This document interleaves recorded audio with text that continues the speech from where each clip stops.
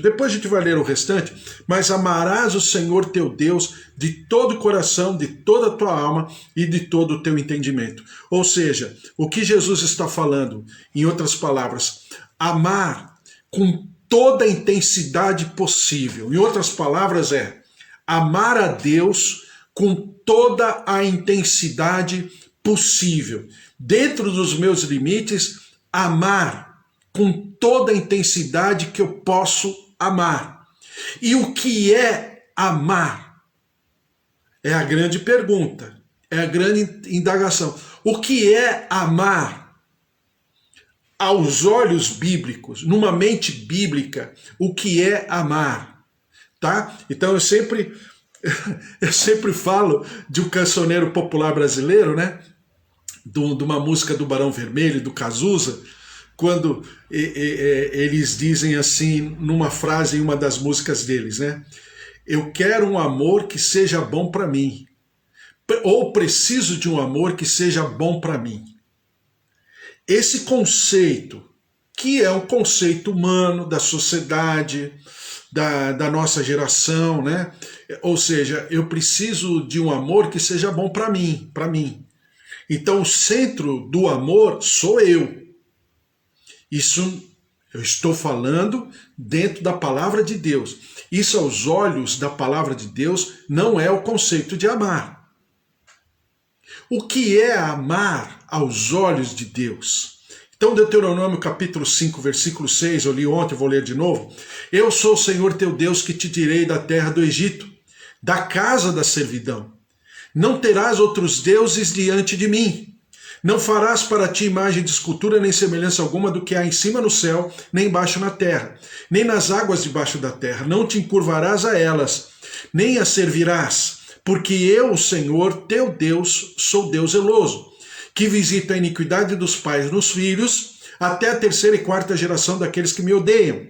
Faço a misericórdia a milhares dos que me amam e guardo os meus mandamentos. Quer dizer, a misericórdia de Deus é muito maior do que vamos dizer, o senso de juízo de Deus. Se ele visita a maldição dos pais, a maldade dos pais, né, até a terceira e quarta geração, mas as suas misericórdias nos visitam durante, como ele diz aqui, né, faço misericórdia a milhares dos que me amam e guardam. Ou seja, vai até a quarta geração o juízo dele, mas vai por milhares de anos a misericórdia dele, né? Então a misericórdia dele sempre é maior do que o juízo dele, sempre é maior. Mas isso não significa que não exista justiça e juízo. Então diz aqui, não tomarás o nome do Senhor teu Deus em vão, porque o Senhor não terá por inocente ao que tomar o seu nome em vão. Guarda o dia de sábado para o santificar, como te ordenou o Senhor teu Deus. Então, o que o Senhor está falando? Vamos pensar mais uma vez sobre a saída do povo. Sempre eu falo para você, vamos à origem para poder entendermos o todo. Principalmente o que Jesus está explicando. Então vamos lá. O povo era escravo. O povo foi em número de 70 para o Egito, que era Jacó e toda a sua família, e toda a sua parentela, e todos os seus funcionários, entraram na terra do Egito, né, em busca de alimento, em busca de provisão, porque estavam passando fome. A seca da terra deles lá, da onde eles moravam, estava muito grande, e eles estavam padecendo de fome. Então eles foram até o Egito, 70 pessoas. Chegando lá, encontram José, claro, e acontece toda a história que nós conhecemos. O povo vai para uma região chamada Gósen. Por isso que eu sempre falo para você na nossa oração, de vez em quando eu falo, nós somos os moradores de Gósen. Por quê? Porque Gósen era um oásis. E meio a tantas circunstâncias, Gósen era uma região muito boa. E a palavra do Senhor mostra que todas as nove pragas que o Senhor ordenou que se manifestassem no Egito, não chegou na terra de Gósen. A 10ª praga, que foi da primogenitura, chegou, mas obviamente ali houve a marca, a certidão de nascimento do povo de Deus, quando aconteceu a Páscoa. Então, o que o Senhor faz ali? O Senhor, na verdade, compra aquela nação da terra do Egito. Eu chamo de nação, mas eu chamo com boa intenção, porque até então eram só escravos, não era nação. Não tinha consistência de nação. Não tinha uma identidade de nação. Então o Senhor os compra. O Senhor os adquire por propriedade. O Senhor passa a ser proprietário. É por isso que tanto eu chamo Deus, Jesus e também o Senhor Deus e Pai, e também o Espírito Santo, de Senhor. Quando eu chamo de Senhor, eu estou falando que eu sou seu escravo, eu sou seu servo. Ou seja, ele é o meu proprietário. Essa lógica, ela precisa estar consistente na minha vida, no meu entendimento. Então, o Senhor Deus e Pai, ou a Trindade, melhor dizendo, o Elohim, né? O Deus triúnico. Então o Elohim toma aquele povo, tira aquele povo da terra do Egito com um propósito. Qual era o propósito? Morrer no deserto? Não. O propósito era ficar antes do Rio Jordão? Também não. O propósito era atravessar o deserto, atravessar o Rio Jordão e chegar na terra prometida. Esse era o propósito. Quando nós nos utilizamos dessa parábola do Antigo Testamento para explicar no Novo Testamento a nossa relação com Deus, é exatamente o mesmo sentimento de Deus.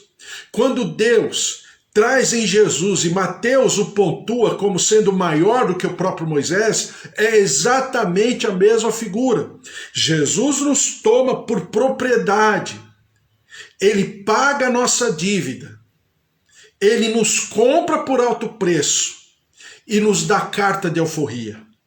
Quando o Senhor Deus tira aquele povo, leva pelo Egito, pelo deserto, atravessa o Rio Jordão e deseja levar aquele povo até a terra prometida, essa terra prometida é exatamente a eternidade com Jesus Cristo, né? Onde o noivo e a noiva se encontrarão para as bodas. A gente acabou de ler alguns dias atrás aí a festa das festas, né? Que está lá em Mateus capítulo 22, aliás é o começo do capítulo 22, é a parábola das bodas. Então é a mesma figura. Então vamos andando assim, com essa linha de raciocínio, com essa comparação, com esse paralelo entre o Antigo Testamento e o Novo Testamento. É por isso que eu sempre falo para você que não existe.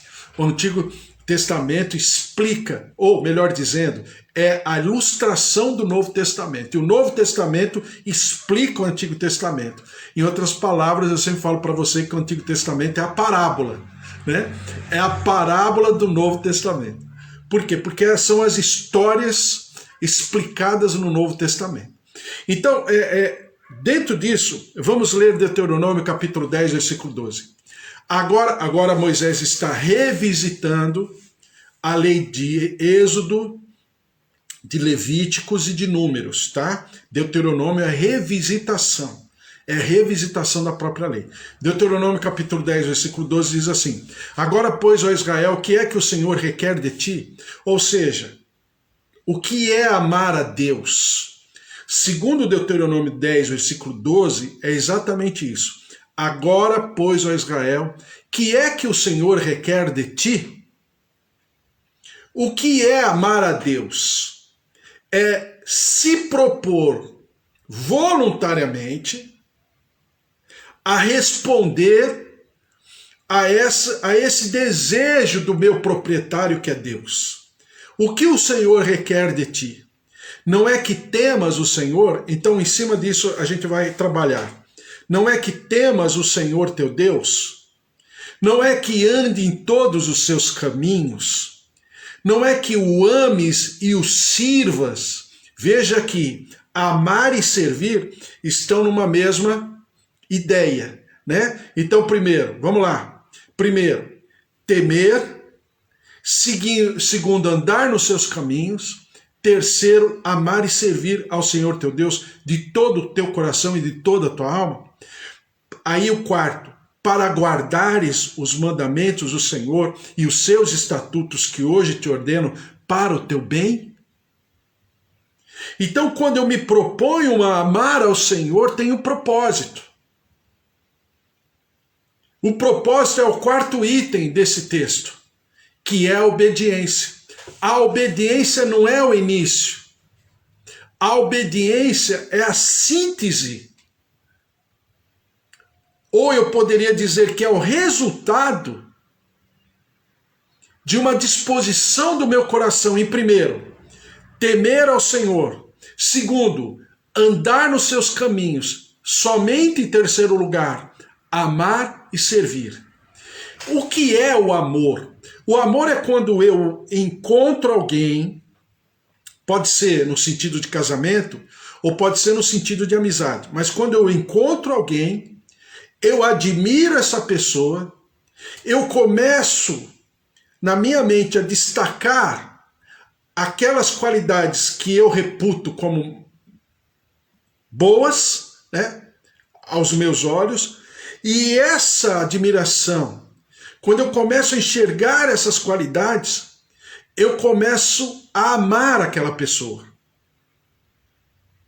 O sentido de amor mais didático, né, dentro de uma linha de raciocínio completamente equilibrada, seja em relação à minha relação com Deus, seja a minha relação em relação ao outrem, ao meu pai, é a mesma coisa. Então parte de um conhecimento, depois desse conhecimento uma admiração, depois de uma admiração eu começo a amar. Então o amor, no sentido bíblico, não é algo assim, amor à primeira vista. O amor à primeira vista, no sentido bíblico, é até discutível, porque não tem como eu amar à primeira vista se eu não conheço. Se eu não conheço, e a partir do conhecimento, se eu não admiro. E se eu não admiro, a partir de uma admiração, eu amar. Então o amor tem uma lógica, ainda que seja um sentimento até no sentido romântico, mas ele tem uma lógica de ser. Então veja a lógica, e é por isso que eu gosto da palavra do Senhor, porque ela é maravilhosa, porque ela responde a todos os meus anseios. Aí eu pergunto, Senhor, o que é amar o Senhor? Aí ele responde, que é o que o Senhor requer de ti? Primeiro, eu entender que ele é meu Senhor. Por que ele é meu Senhor? Porque ele é meu proprietário.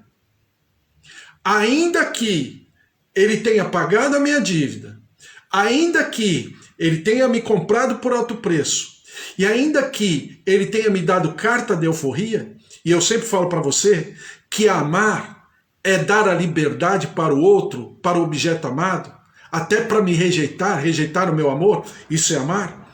Então amar a Deus é na verdade me propor, ainda que eu esteja alforriado, eu me propor a me colocar subserviente, submisso ao seu senhorio, porque eu entendo que no mundo físico ou no mundo espiritual existe proprietário, senhor, e existe servo e escravo, ou seja, alguém que serve e alguém que é servido.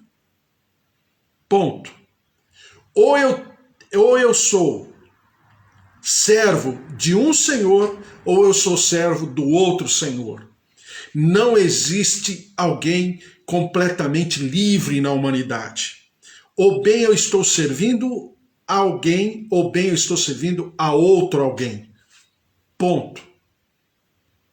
Não existe uma terceira via, né? Como estão dizendo em relação à política brasileira, né?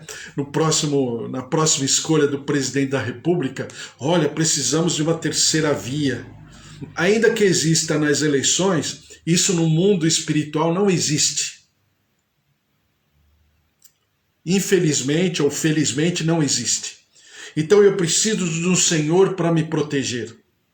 Eu preciso de um Senhor para que os meus, entre aspas, anseios ou desejos estejam pontuados, mas principalmente a minha proteção e a minha preservação.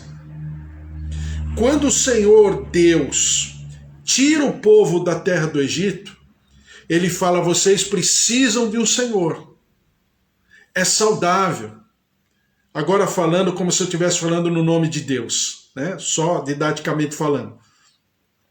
Olha, vocês precisam de mim. Lembra que eu falei antes para você? É como o pai quando fala com aquela criança. E a criança fala: eu vou embora de casa. E o pai fala para aquela criança: puxa vida, você vai embora de casa? Mas como é que você vai fazer? Como é que você vai sobreviver num ambiente tão hostil? Tão criança, tão pequenininho. Como é que você vai comer? Onde você vai dormir? Como é que você vai se manter? Quem vai te proteger? Né? E aquela criança emburrada, pequenininha de tudo, mas ela quer ir embora de casa porque ninguém a ama, né? E o pai fala: olha, eu acho bom você rever os teus conceitos, porque se não fosse eu, você não chegaria nem até aqui. É que o Senhor está falando para o povo de Israel, o povo que sai da terra do Egito: olha, se eu fosse vocês, eu permaneceria comigo, porque a coisa é o seguinte: o mundo é hostil, vocês estão saindo da escravidão, eu comprei vocês, eu tirei vocês da escravidão, eu germinei, eu gestacionei vocês. Vocês saíram de uma condição de escravo para uma condição de nação. Então, recomendo a vocês que andem comigo. Esse é o meu amor por vocês. Então, nada mais lógico e até mesmo saudável e até mesmo racional que esse povo não se submetesse ao Deus Todo-Poderoso. Por isso que ele sempre fala, e eu não li aqui, mas ele sempre fala em todas essas passagens, ele fala: eu sou Deus dos céus e da terra. Eu sou Senhor de todas as coisas. Ele deixa muito bem claro. Ou seja, é o pai falando para o filho: essa casa é minha, essa luz sou eu que pago, esse leite que você bebeu fui eu que te dei. Não vai embora. Se você for embora, você vai sofrer com as consequências. Então, o temor, e eu já estou falando no segundo ponto, o temor nada mais é do que medo. É o medo do ser que me ama? Não, mas é medo das consequências. Porque temor na Bíblia sempre está... É uma linha muito tênue, né, entre respeito e medo. Eu diria que é medo. Não é errado a pessoa quando fala eu temo, eu tenho medo. Mas eu não tenho medo de quem me ama. Do agente, né, chamado amor, que é Deus. Mas eu tenho medo das consequências das minhas atitudes. É exatamente o que aconteceu com Adão e Eva. Adão e Eva, o primeiro pecado deles não foi a desobediência. O pecado ontológico de essência foi a incredulidade. Por que foi a incredulidade? Porque quando a serpente indaga a Eva, né, quando diz assim: olha, certamente se você comer do fruto da árvore do conhecimento do bem e do mal, você não morrerá, mas você será conhecedor de todas as coisas como ele, ou seja, como Deus. Então, quando Eva foi instigada, foi sugestionada a comer do fruto da árvore do bem e do mal, ela estava falando, em outras palavras, o quê? Deus não quer o meu prazer. Deus não quer o melhor para mim, que é exatamente o que nós pensamos. Quando eu falo para você sempre, né? A gente acha que Deus é o desmancha prazer. Porque quando eu opto por obedecer e servir ao Senhor, eu estou dentro da minha limitação. eu estou dizendo, eu não vou viver o prazer. Deus está tirando, Deus não quer que eu tenha prazer. E não é verdade. Só que a minha incredulidade reside exatamente nisso.